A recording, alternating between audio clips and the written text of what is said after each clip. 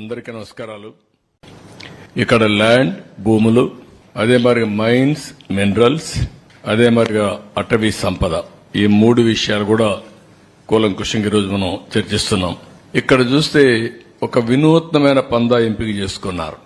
ఇవన్నీ కూడా మీరు చూస్తే ఒక పక్క పట్టణ ప్రాంతాల్లో ఉండే భూములు, నేను ఎగ్జాంపుల్ మాత్రం ఇస్తున్నా, ఇంకా చాలా ఉన్నాయి. కావలి, నెల్లూరు, ఏ టౌన్ చూసినా, ఈవెన్ ధర్మవరం మీరు చూశారు, మార్నింగ్ వాక్ ఏం చేశాడు.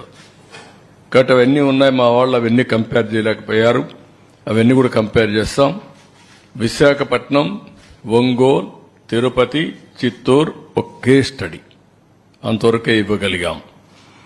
అదే మరి కొత్తగా ఒక మెథడ్ ఎస్టాబ్లిష్ చేశారు.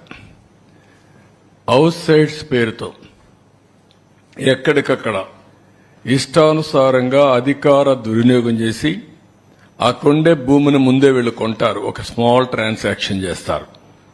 ఆ ట్రాన్సాక్షన్ అబ్నార్మల్ గా చేస్తారు. అదే మార్కెట్ రేటుగా చూపిస్తారు. దానికి 2.5 times డబ్బులు ఇస్తారు. అంటే ఇది ఒక పెద్ద ఫ్రాడ్ చేసే పరిస్థితికి వచ్చారు. అవి కూడా ఎక్స్ప్లెయిన్ చేస్తాం కొన్నిటి వరకు. ఇంకొక పక్కన వీళ్ళ ఆఫీసులకి ఇచ్చేటప్పుడు అన్ని ఆఫీసులకి ఇవ్వాలి.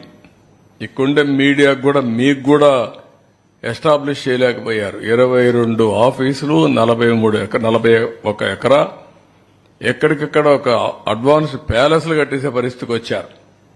ప్రజాస్వామ్యానికే గంతలు కట్టే పరిస్థితికి వచ్చారు. మీ అందరూ కూడా ఎవరు ఎక్స్పెక్ట్ చేయనటువంటి పరిణామం తీసుకొచ్చారు.